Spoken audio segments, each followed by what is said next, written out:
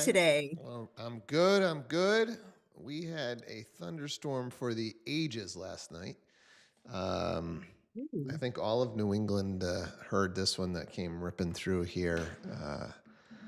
It somehow my kids just sleep right through it, but it definitely affected my sleep. So still got to the gym, still ready to bring you guys a great show here on Friday. Anybody have anything happen over the last 24 that you just got to get out on the table and talk about here? Steve, what do you got? So I have a buyer. We've been touring like a dozen homes a week. We keep on losing FHA close to max budget. Well, we get this house in Chicopee. We have an offer. We think we're the only one. We get a message late at that night that there's another offer on the table. And the next day, it seems like it's doom and gloom. The listing agent tells me that the sellers are a little worried about an appraisal gap because we need, you know, 3% in closing costs. And I reached out to Eric from Semper and said, "Hey, is there anything we can do?"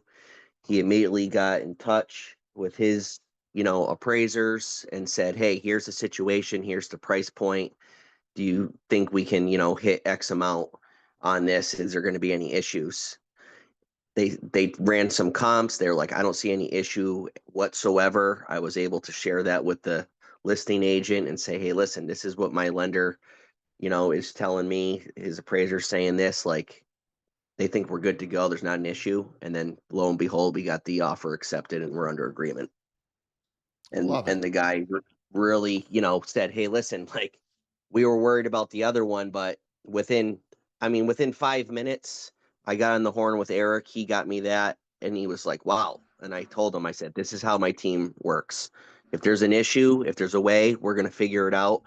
And that was the difference between the other one that was very similar to ours and us showing, what our team can do. And it got us under agreement versus the other one. The guy was like really impressed by it. And so kudos to Eric and, his guy. And I really appreciate that. That's awesome. That's awesome. Eric, I don't know if you want to add any color to it or, hey, this is how this one Yeah, worked, no, but I'm actually happy I logged in right at the right time there. I've got, I did all that with a broken phone. That's why I can't do any video right now. I got a new phone being delivered today, so I did all this with a broken phone.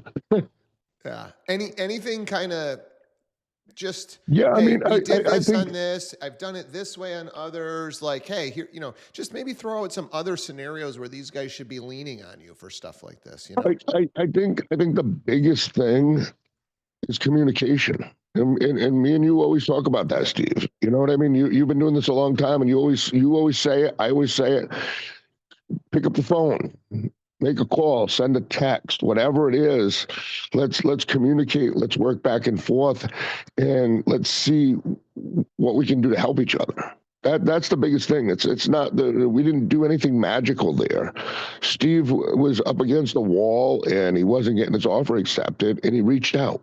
That's all he did. That's all he really did. He reached out. He said, "Hey, Eric, here's where we're at. Here's why they're not accepting my offer. What can we do?"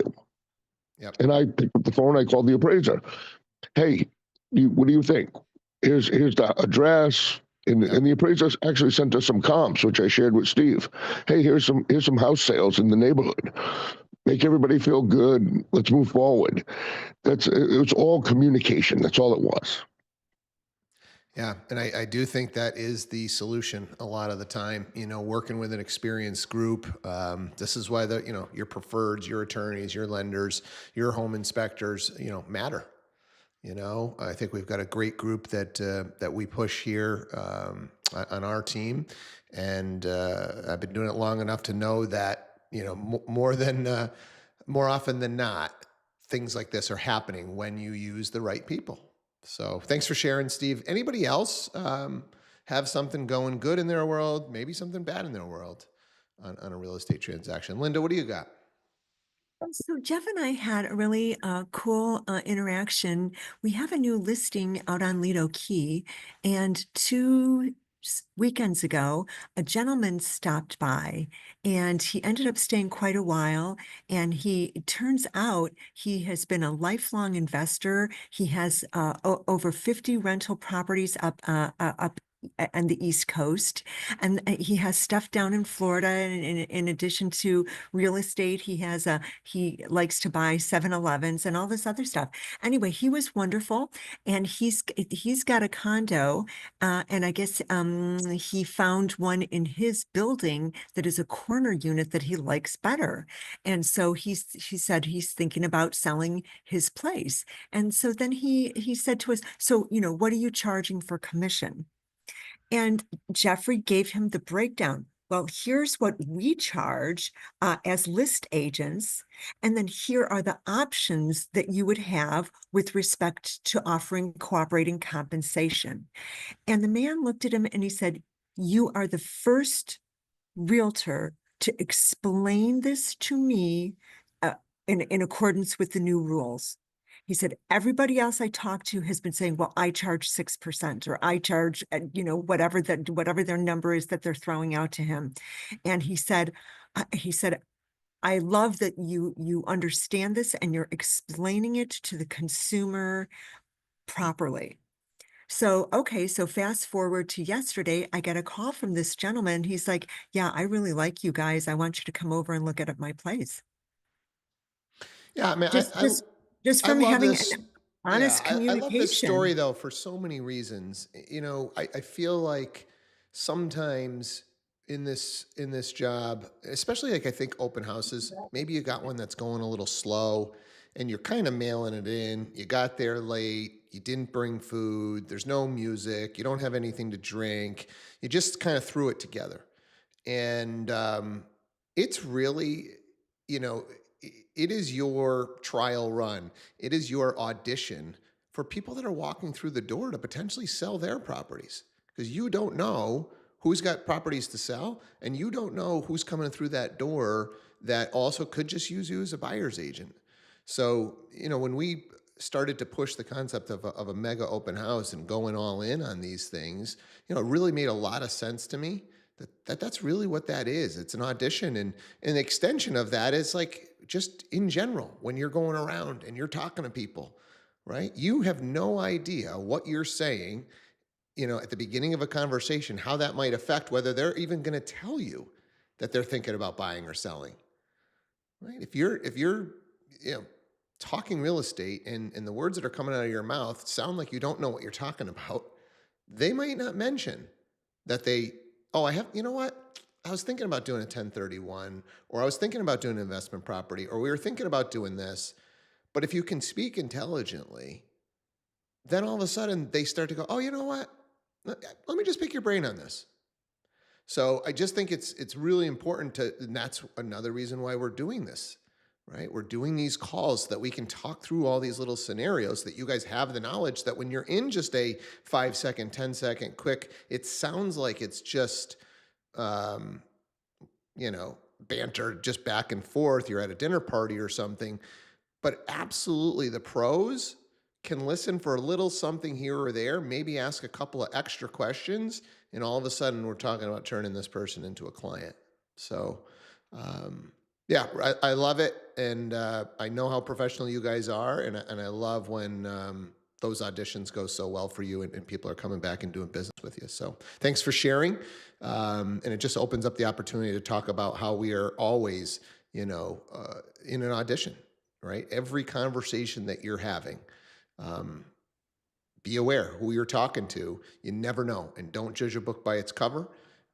Some of the most wealthy people will not show their wealth. I almost feel like the wealthier the person looks like, probably the more in debt they are. They're trying to show and they're trying to prove, they're trying to gain status.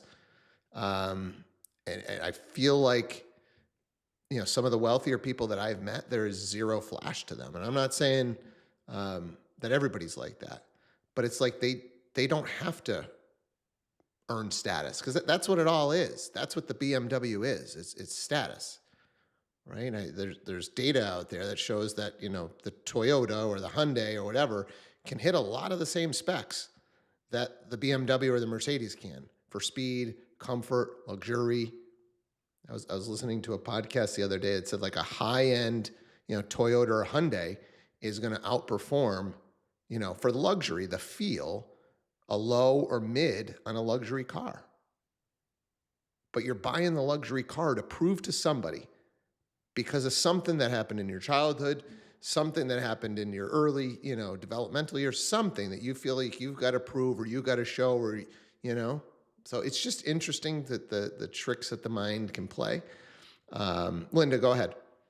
Oh, yeah, to your point, this gentleman, he rolled up in like I don't even know how old of a Chrysler. I mean,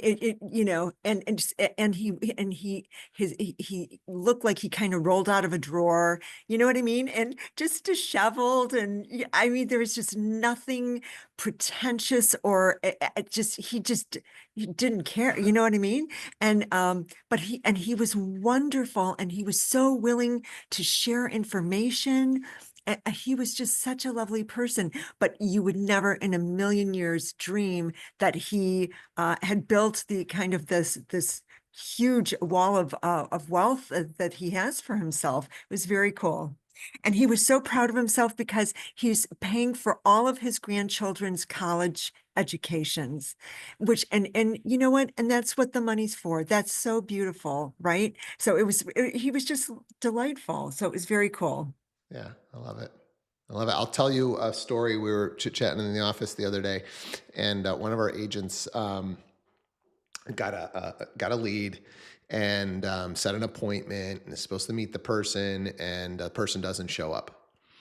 And so she's pretty frustrated. You get ghosted, and that happens. It's part of the job. And so, but the person reached back out and apologized profusely, which is also a lot of times like part of like one of these scams or something where they reach back out and they say, sorry, I couldn't make it, but my car broke down or I lost my phone or, some story. And then they're going to say, but if you could, whatever, wire me money, or you could, I don't know which direction they're going to go, but they're going to try and do some sort of a scam. And in this particular case, the individual apologized and said, no, I want to reschedule tomorrow and I'll sign a buyer's contract. And so the agent goes out to the next day, sets an appointment to show the property, and gets out there, and it's a 2:30 appointment, and 2:40 rolls around and they're not there. And she's, oh my God, guy's doing it again. This is a hoax or whatever. And then lo and behold, the buyer pulls up on an electric scooter. He lives a few streets over, pulls up in an electric scooter. Oh, it's Dan. And turns out is paying all cash. So you just never know. The goal is go meet people, have conversations, learn a little bit, and see where you can go with it. So, yeah. Who else has got something? We might turn it over to the finance guys. Maybe Eric and Dan, maybe you guys can kind of speak on the back end of what you guys see on these applications. And I don't know.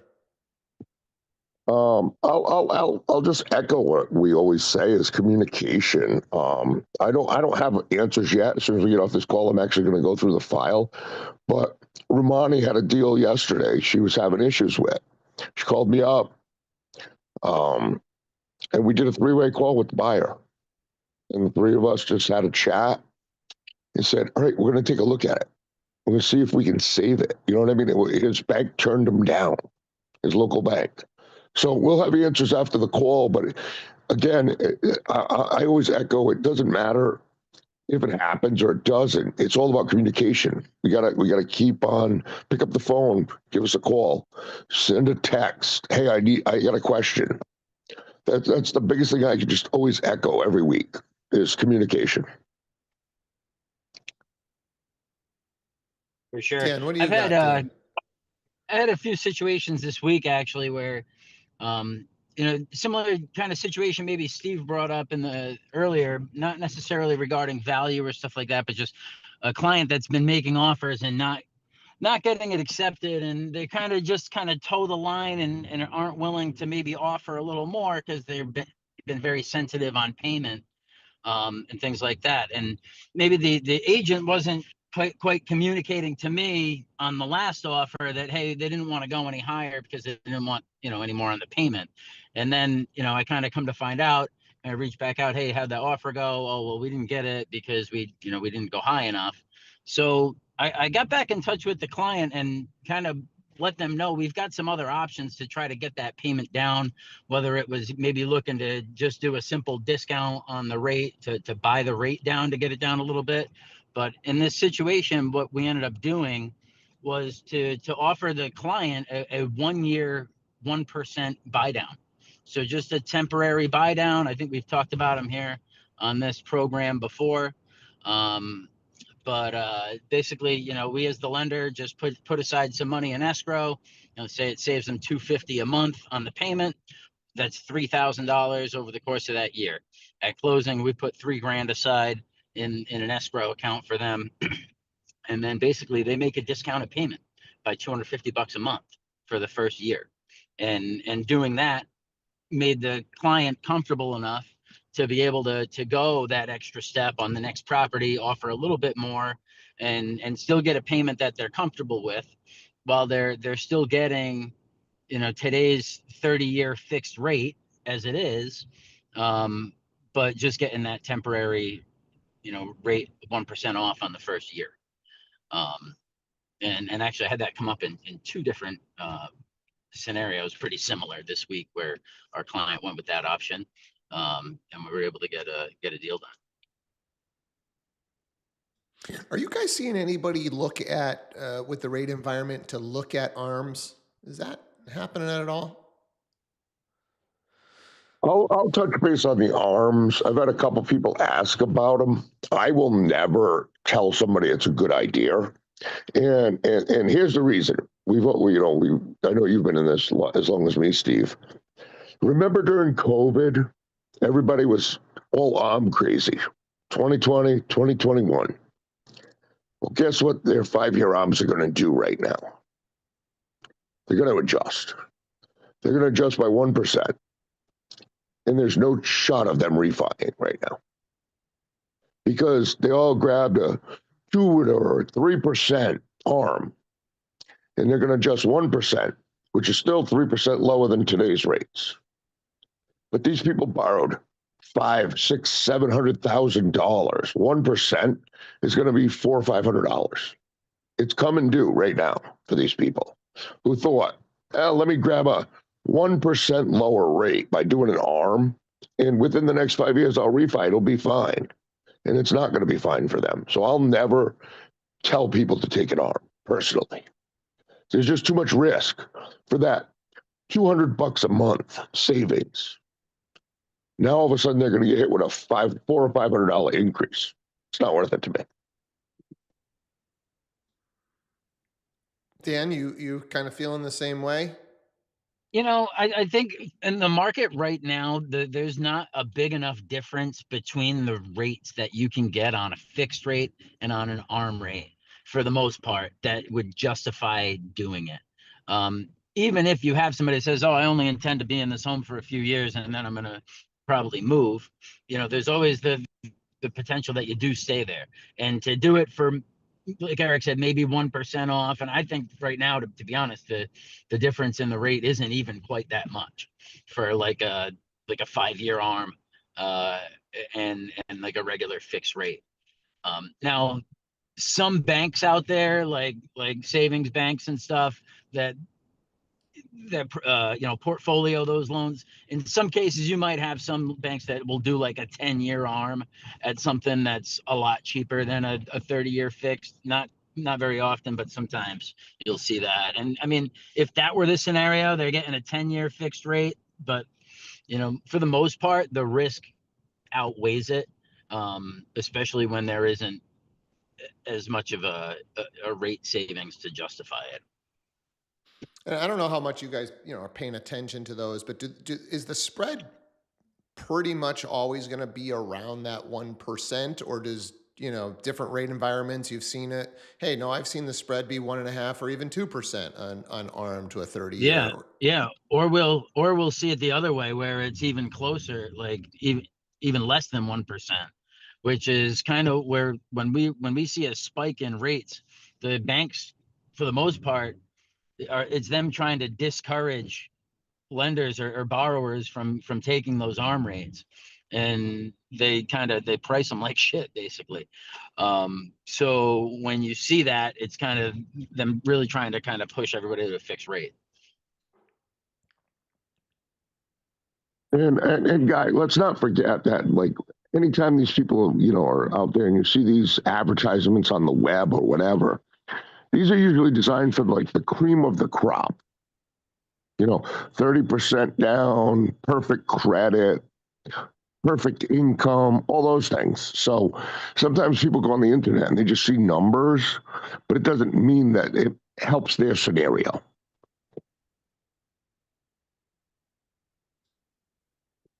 Anybody have any other finance questions? Mortgage product questions? Anything going on a financing side of the world on one of your transactions that we might want to chat about? Just out of curiosity, Eric and Dan, how often are the agents reaching out to you and asking you guys to call listing agents to explain to the listing agent how solid the buyer is? Are our agents doing that? And I just believe that can be a difference maker. And my intuition says they're not reaching out to you guys and asking you to do that, but I'm just curious. Here and there, I'll get that request, not consistently as we'd like it to be, I guess. Yeah. Yeah.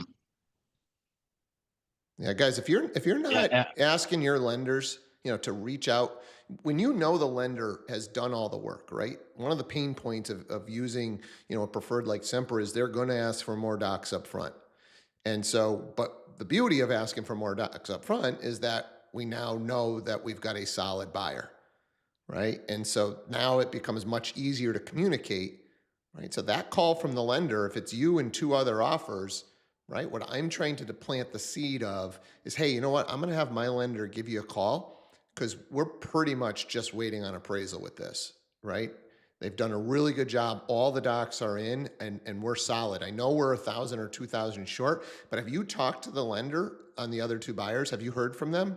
Well, I haven't, no, I don't usually do that. Is, hey, in this rate environment, I would talk to those lenders, right? So I'm trying to convince that listing agent that they should talk to those lenders, right? Because what if they call those lenders and the lender goes, Johnny, who made an offer? Because I can promise you a lot of times that's what's going on. They did a, really quick pre-approval and Johnny's got a pre-approval, but all the docs haven't been checked. Right. So and at the very least, go ahead, Dan. At the very least, when you go to send that offer out, if you're sending it via email to the listing agent, to CC the loan officer, myself, or if you're working with Eric, to include us on that email communication, then we can see it as well. And I could pick up the phone and give that listing agent a call. And then I think even just having that in your email template that you send with your offer and you're explaining, hey, I've included the loan officer here. He's done a thorough pre-approval. Here's his cell phone number. Please give him a call if you have any questions.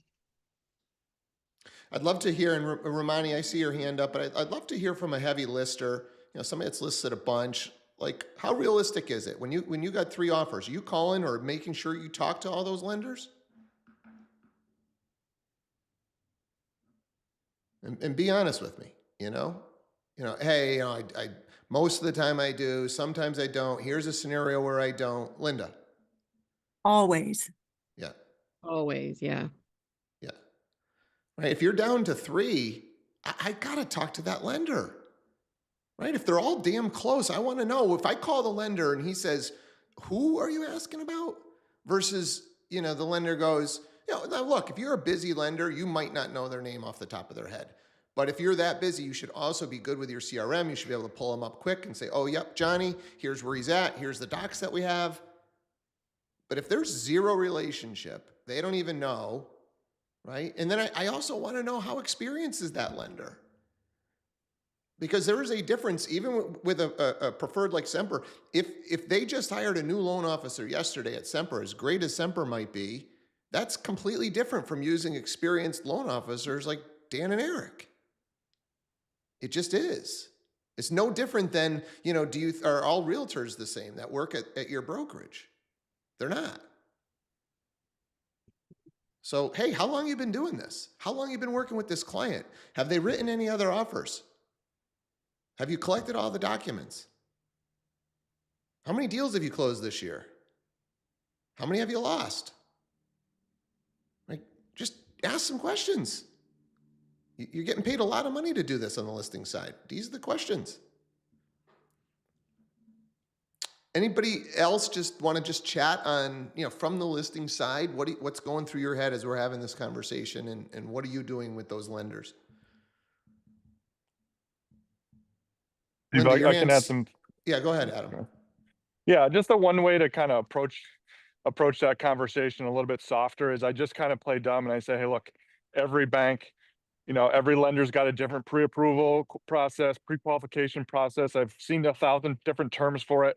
What does yours look like, and what do you guys actually collect? Right, and just let them tell you what their process is, because there is a difference between a pre-approval and pre-qualification, but everyone's got a fancy name for it, right? I've heard lenders tell me, like, we just need an appraisal, pretty much. Or I've heard lenders say, we pulled the credit score, but we still need tax returns. So just let them tell you what their standard process is for pre-approval, and go from there. What about softening up the experience conversation, Adam? I mean, like, there's a difference between, I just got into mortgage last year. Yeah, that's great. I work at a great, lending institution, but I started last year, right? But and Yeah. there's a good answer to that too. Hey, you know what? Just like there is for a real estate agent. Yeah, I did just start, but I'm part of a team. That's the why I joined a team. There's not going to be a scenario that my team hasn't seen. And, I don't have as many deals on my plate, so I've got more time to look at this file, right? A professional can still answer the question the right way. So I've never specifically come out and asked that question, but that's one of the benefits of, calling the lenders. You're going to know right away within the first 15 seconds if this person knows what the heck they're doing. And as all realtors and lenders like to say, a lot of times that just comes out in conversation, right? Hey, Adam, appreciate you calling. I've been doing this for 20 years, been doing this for 30 years. Realtors and lenders are proud of how long they've been in the business. So a lot of times they'll volunteer that information without you asking. I will say I've never specifically asked that question, but you can get an idea. And I also judge the lender, based on whether they pick up the phone or not too. That's always key as well. Awesome. Who else? Linda, did you still have something to add, or you got a lingering hand? No, I apologize. Your hand lingers a lot, Linda. You got to get quicker on that trigger. Okay, I'll work on it. Sorry. Rumani, we didn't get to your question. What did you have? I had a couple of buyers who all had pre-approvals with FHA, but they were looking for condos. And when there was time to put in an offer, I figured out that their loan, FHA, wouldn't fly for the condo. So I was wondering, for the first-time home buyers who are looking for condo, what are the things to look in the loan application or the pre-approval, or how should I kind of guide them, or what recommendations are there? Well, the first thing is, So- and I don't know how up to date this is, but there is a website that'll tell you which condo complexes are approved or not for FHA. So that's the first place that I would start. I wouldn't even be showing properties that aren't on that list. And a lot of times I think you'll see in the description for the property, complex is FHA approved. And I know in recent years that it's these approvals have gone, complexes that were FHA approved are not anymore. So I think, Dan, you were going to step in, and I don't know how up to date those websites are. Would love to hear somebody comment on that. Hey, Yeah. is that the be all end all? Are those websites, good? Maybe spot approvals are a Well- thing that we could talk about. Yeah, so definitely the FHA condo website that's like through HUD, which we can put that link out today, is definitely up to date. Also, like you had said, Steve, yes, a lot of condos projects that had been FHA approved before and expire. Now that right there creates an issue for those FHA spot approvals that you had mentioned. So to kind of explain it all, you can do a spot approval on an FHA condo complex. There are many different requirements that the project has to meet. But even if it's not an FHA approved project, we can gather enough information to determine if we can do a spot approval. One of the complications that comes up when you're trying to do that with a place that's already been FHA approved specifically is that on a spot approval, there can only be, I'll double check, but I want to say 10% concentration of FHA loans in that project already. So if the project is 100 units and 11 people have FHA loans already in that project, we could not do a spot approval for another FHA buyer. So that's one scenario that comes up. Also, if it's one of those, usually if it has to be minimum of 4 units as well. So if it were one of those, like say, like a triple decker in Massachusetts, there they converted to condos. You couldn't do an FHA spot approval on one of those either. But if your buyer, is only in an FHA loan for, as a quote first time buyer program, because that's maybe what the lender had initially suggested for them, it may not be their only option. There are also conventional loan options where they can put down 3 or 5% towards the purchase price and still get a quote first time home buyer loan through Fannie Mae or through Freddie Mac instead of, as an FHA loan. Typically they do have to have a little bit stronger credit score requirements than FHA would. But there might be an alternative loan option for that buyer that could work. Yeah, so I think, Romani, I think the 2 key things are try and figure out what markets are they looking in, what are the FHA approved condos in those markets, and really try and hone in and focus on those developments. And number 2 is get them to a lender to just double check the loan products and see if we can get them into conventional product with the same low money down. So I think those would be the 2 things that I would be focusing on. So, Yeah, thank great. you. You bet. I think he or she agrees. Well, listen, it's been an awesome week with you guys. Love doing these calls. Have yourselves a great weekend. Go put some deals together and let's talk about them on Monday. Take care, everybody. Thank you. Have a great weekend, Thanks, Steve. everybody.